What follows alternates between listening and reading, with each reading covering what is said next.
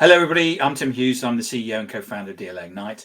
With me today, I've got Victoria, and we're going to be talking about the future of work and the future of leadership. And does leadership need to change in the current, maybe we're all going to be working for robots. I don't know. Victoria's going to tell us. Before we dive in, Victoria, where can people find you? They can find me. I have a website, which is victoria-pelletier.com. And from there, people can choose to link out on the other social platforms as well. Fantastic. So, Victoria, just give us a brief outline of how you got to where you are today. I began working at a very, very early age. So I had a lot of work experience. By the time I tell you this next part, I became the chief operating officer of a large outsourcing company at age 24. So I spent years in banking before that, banking operations. And then ever since, I've remained in the world of B2B professional services, consult all the way through operate with technology as the enabler, and at that executive level now for far too many years than I would like to say out loud. And I've been very, very focused on leadership and culture in large part because I actually made some mistakes early in my career. And actually, for almost the last year, I've been actually running human capital businesses. So I actually get to work with and deliver services for other clients as it relates to their workforce and culture. So, where do we start? Because leadership changed, didn't it, when we went into lockdown? Very much so. I think I don't love the social headlines that were grabbed of the great resignation and quiet quitting. They're very apt at grabbing headlines, but really the reality was the employees realized they wanted something very differently. The ability to compartmentalize work and home went away as we worked, out of our homes during that time.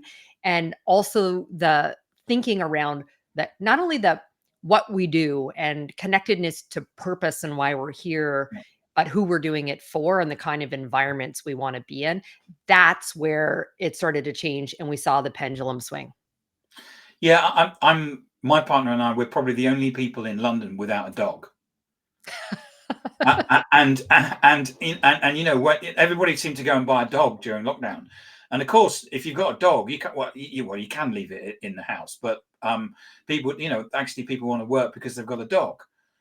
And I see stuff on LinkedIn where people go, "Oh well, people don't, leadership has changed," and but no, but it hasn't changed.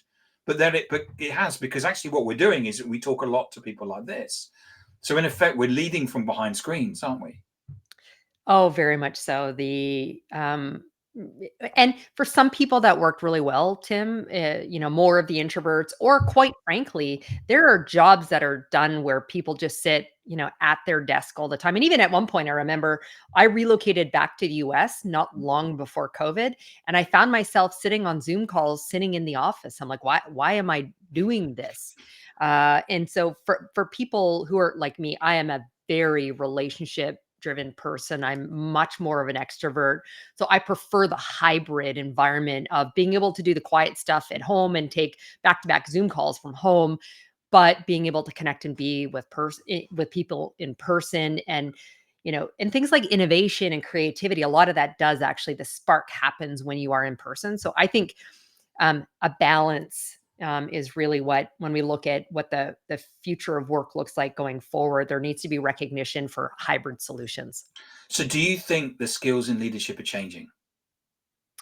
Uh, that they are. I think they should have changed a long time ago, Tim.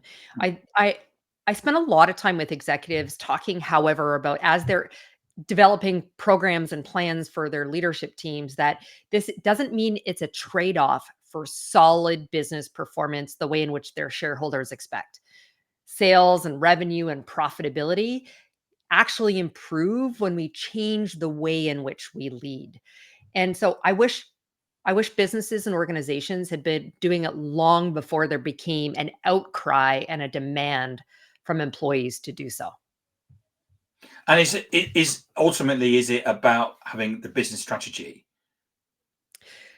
Well, I think it needs to be embedded in business strategy. So and changing the incentive models. I think that's a downfall of many, many companies. They incent their leaders only on certain metrics, and we know that people will perform in ways in which they are compensated to do so. So we need to start adding additional metrics and looking at alternate facets of performance in the organization. And so that needs to be embedded in strategy. Everything from, yes, we want to see X growth percentage and improvement in profitability. We want to see net new client logos coming in. Mm, And we want to see a workforce that is much more diverse. We want to see higher employee satisfaction results. We want to see greater retention rates of our employees and promotions and advancement within our employees. That should be embedded in strategy. mm. You talked earlier on about working in human resources. That requires a real proactive move, doesn't it, from a human resources stance? Yeah, what I will say is I believe the role of HR, it needs to be the strategic business partner Mm, to the leaders of the business, yeah. those that own the P&L. I think where many companies get it wrong is they think the satisfaction of employees and measuring employee satisfaction through the engagement surveys, that's the accountability of HR. Mm-mm. They're the team that develop the survey and implement it and report back and maybe come forward with improvement plans that the leaders need to execute. The reality is metrics such as diversity across the workforce itself and employee satisfaction and engagement and retention rates are owned by the business and by the leaders with support from strategic HR business partners. And do you think that the skills that we require in leadership are are are needing to change? Oh, yeah. I think it's not only skills, I think there's, um, a courageousness, I will say, that Okay. needs to come. And so there are definite skills in learning um, i how to manage performance, for sure, having the difficult conversations. I embrace the phrase radical candor coined by Kim Scott in her book. I've always operated that way, but now I have the vernacular. But having those kind of conversations is something. It can be a learned skill for those who are not comfortable. So that's Mm, definitely a skill.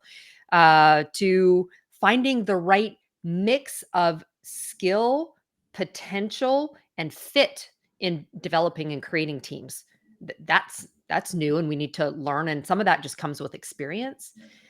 But the courageousness piece, I think, I refer to it as whole human leadership. And in that, it means that we need to show up in a very different way for our teams and and leading through the front. And that comes through building trust with our teams, rapport with our teams.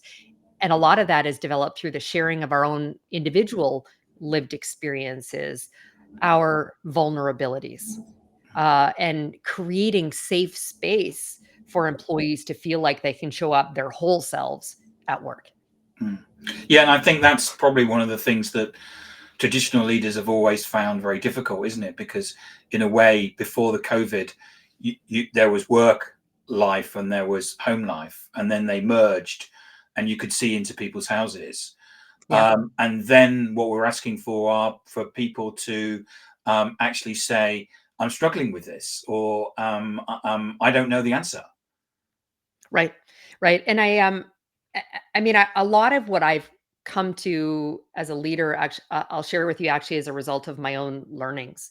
So in coming becoming an executive at age 24, brand new mother, the only woman, a member of the LGBT community, um, I felt I needed to show up in a very particular way.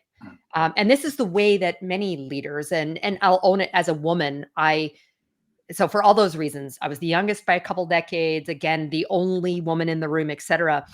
I showed up in leadership. I've always been good at the radical candor. As I said, I'm strong at managing performance.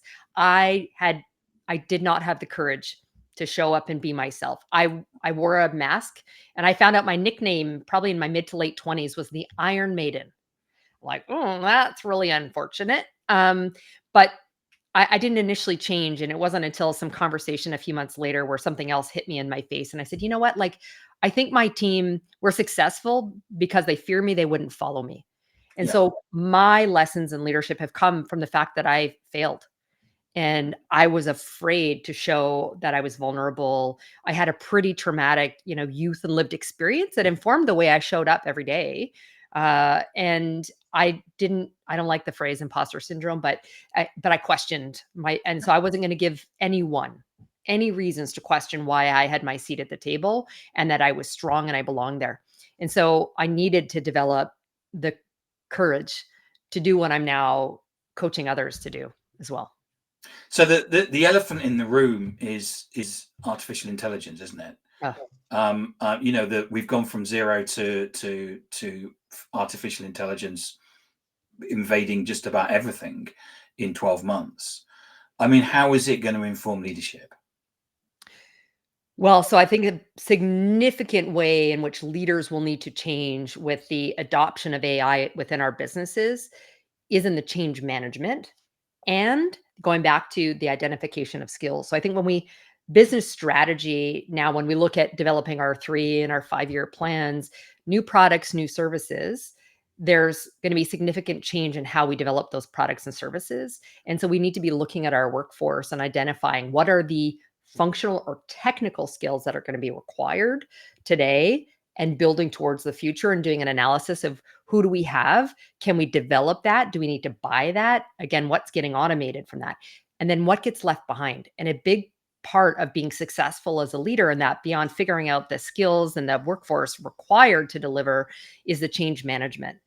Everyone's worried about what that means. The ability to have open and transparent conversations around the evolution and the fact that change will come. And you said one thing importantly, Tim, also acknowledging, I don't know what I don't know. I Yeah. think that's a big part for leaders as well, is to say, Yeah. I don't know, but I can guarantee you it's going to change. Here's the path we're going to work on together. Here's what I can commit to in terms of, notifying you and timelines and the development we're going to make in you, et cetera. But at the same time, not promising that, it's not going to change and it's not going to have impact on them personally. So you talked about human-centric leadership. Where does that have a place in an AI world? The work that gets left behind requires much more human skill than ever before. What gets left behind is the exception management, the stuff that requires significantly greater innovation and complex problem solving.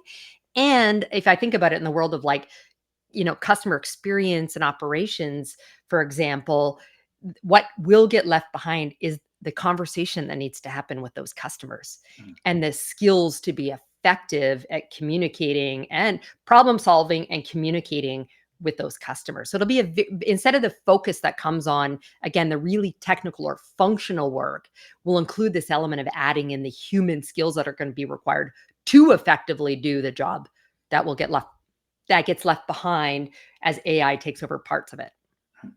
And being as we're talking about the future of work, what are those skills that that if we're gonna implement human-centric leadership, what are the skills that we need to have to provide human-centric leadership to our employees? A significant part, I refer to it sort of as kind of the 3 acts of engagement. And one I've talked about, which is courage. The other is vulnerability. And the third is authenticity. That's going to be exceptionally important. And you say skills, and I reference it as skills. I mean, those are traits and behaviors, and hopefully, and they can become learned. Some of them are not natural or comfortable for people, but that coupled with other ones around, again, how to communicate more effectively, and of course, performance management. There's a whole group of skills that are required around how to lead teams, and depending on the different types of work and teams that you're leading. But I'll put those to the side. I think those others that can lean into a little bit more of the behavioral side are pretty important. Yeah, one of the things that the journey that I've been on over the last 12 months was to find my purpose. I knew kind of what I wanted, but and it did take me 12 months, but I'm now in a situation where I kind of feel that I need to communicate that. And as a leader, I kind of feel that I need to communicate that to the people that in effect work for me. Is that, if if as a leader, should we be doing that? Should is that something that we should be saying? This is who I am. This is, because in a way, it's kind of what my objective is. In the in the old days, it's like kind of what your objectives are, but it's kind of bigger thinking than that, isn't it? Yeah, for sure.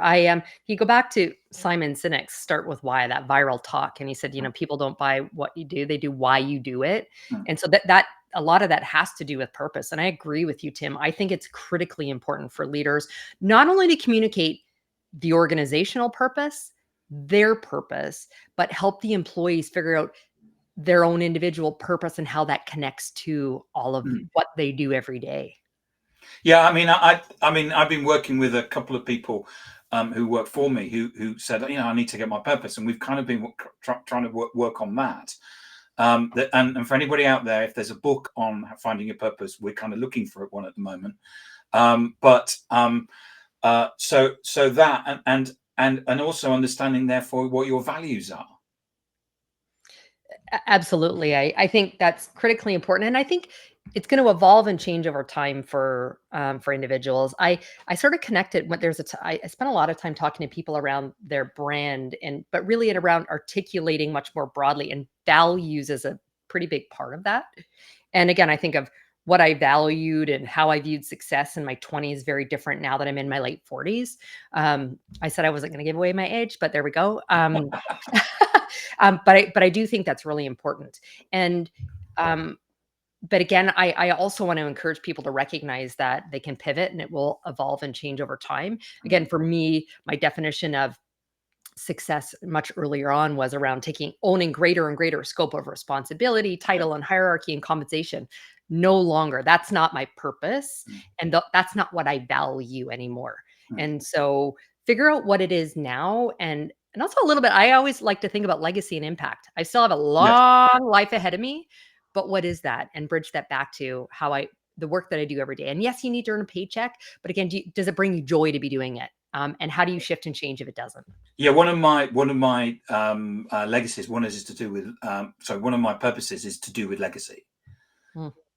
And you get to a certain age where you realize that you're not going to be around here that much longer, and you would actually like to be more than just at some dust.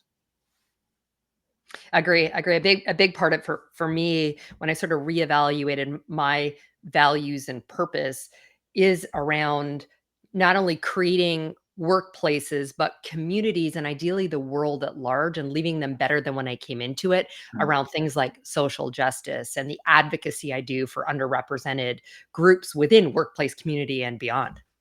And so my partner has a 28-year-old and a 32-year-old, and Mhm. they're only interested in working for organizations that are changing the world because of the environment, or because because of art, or whatever it is. They're only interested in impact type organizations, as we would call them today.